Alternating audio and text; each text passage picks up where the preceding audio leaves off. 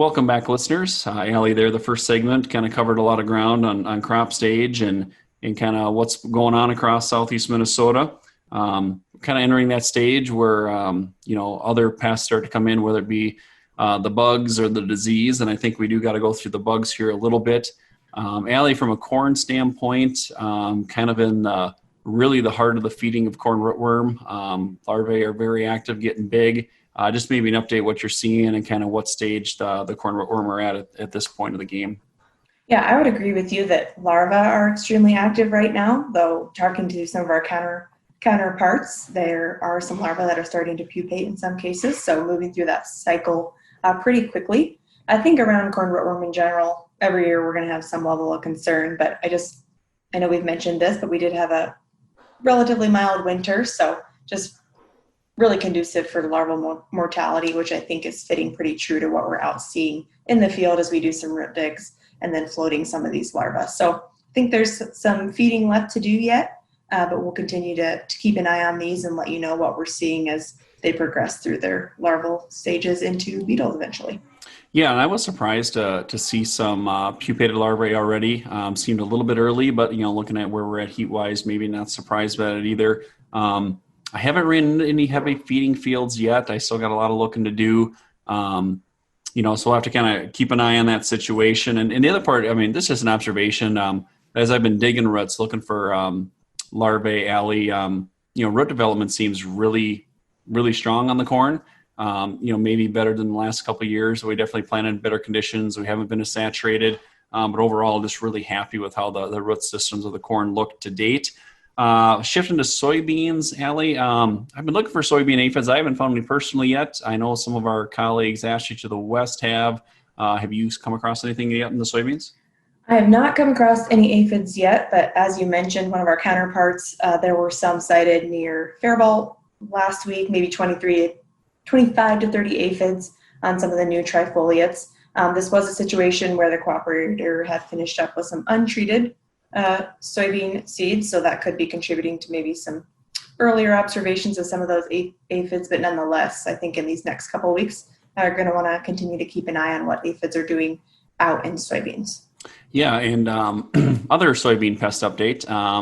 I was jumping through the ditch today. I was actually scouting some leaf hoppers, yesterday, and I spotted a lady or a butterfly, and it didn't look like a monarch, and I went running after it with my net. I looked a little bit foolish, so somebody drove by the highway and saw some crazy pioneer guy chasing a butterfly through the ditch. That was me. I didn't end up catching it. However, I was down by Harmony yesterday, and I did come across some thistle caterpillar, some damage, and the frass was there. They were gone, so they'd already pupated, and they were left as a butterfly. So I'm thinking that was one.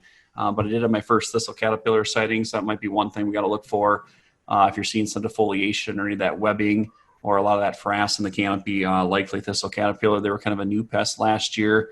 They got to migrate here, but so I was thinking maybe one seen this year, but with all the south winds we've had, might be one other thing we got to keep an eye on from a soybean standpoint. Can kind of scout them visually driving around.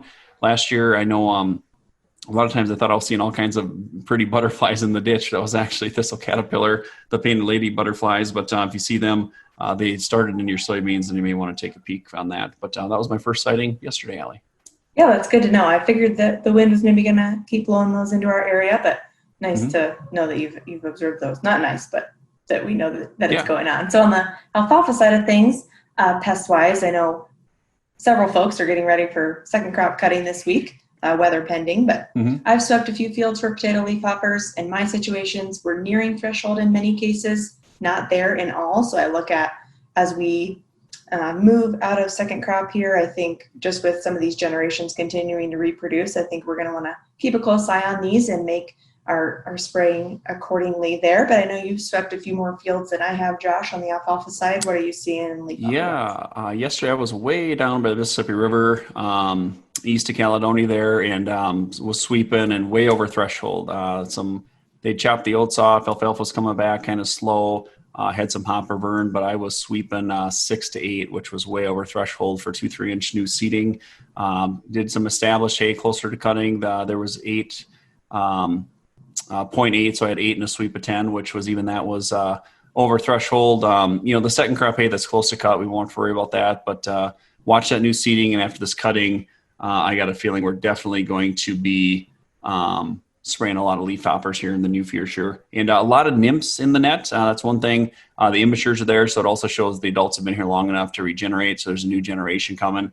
About 50% that I counted were nymphs today. So remember, those little guys do count. The smaller ones, they kind of look similar, a little different shapes, still kind of crab walks. You can tell what they are in the net, but don't forget to count the nymphs. They count the same as an adults when you calculate in threshold.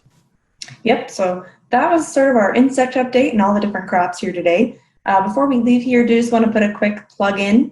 If you have the Pioneer Seeds app downloaded, last fall we rolled out the corn yield estimation photometry tool. This year we have a new tool that allows you to take pictures of different diseases or deficiencies with a snap of the photo, and then it'll help you assess what disease that could potentially be. But when we come back next week, Josh, we're going to really start talking more critically corn, soybean, fungicide decisions. Download the app. It's awesome. Trust me. See you next week.